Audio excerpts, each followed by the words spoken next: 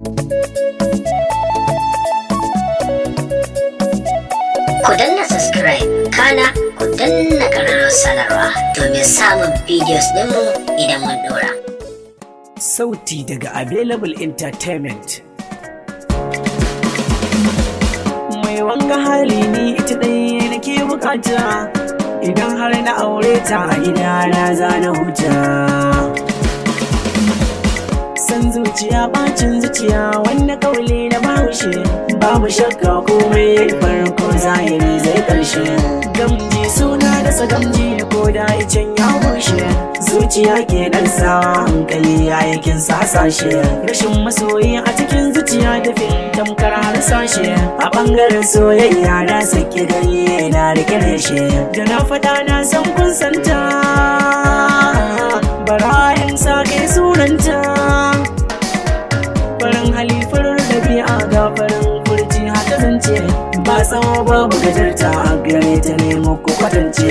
Madaidaiciya matsakaiciya mai kyawun siffa ce, ladab da'a da biyayya na faɗa ita fes number ce.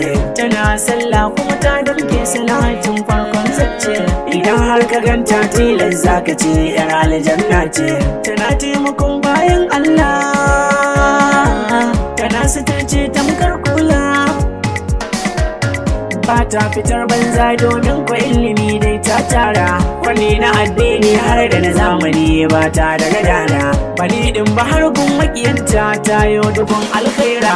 Ruwa na leda take sha ne ku ta sai min lemun gora, aksanin ta kawace Allah ya yi ta mai kyan sura. Mai leɓa madaidaita ce kuma mai wushirya a hakora, idanunta tamkar tauraro, hancin ta kau tamkar biro.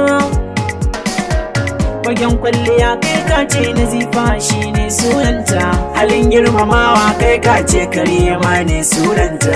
Kunya kawai ce kamar dai Fatima shi ne sunanta, yawan imani kai ka ce Khadija shi ne sunanta. Rabon alkhairai tamkar fa'iza shi ne sunanta, yawan sifa da ɗabi'a tamkar Jamila ne sunanta. Ta sauke alkur'ani akan hakan ni na yaƙini, ta an mata shaida ita ba ta husuma. Tafiya ta sadaf ba ta sharan takalma, dogaro na ta gurin Allah take makayin al'umma. Duka aikin addini a ciki ne take da himma, tun tana karrama har ma a lautar nan da ta girma.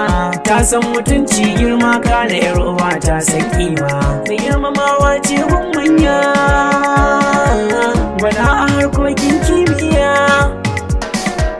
Tana yawan gaida mutane in ta fito a bakin layi, samari da mata in kyan hali ne ita haka kawai. Kullum akwai take cewa bakin ta ba shi da aibu, akan ta nima ina a cikin samarin da ke hartabu. Bayan Qur'ani kuma har ta samu ilimi na hadisi, za ta yi kira'a ta war sannan ta zo ta kira hafsi. Mai wanga hali ya sunanta, waye bai bukatar aurenta.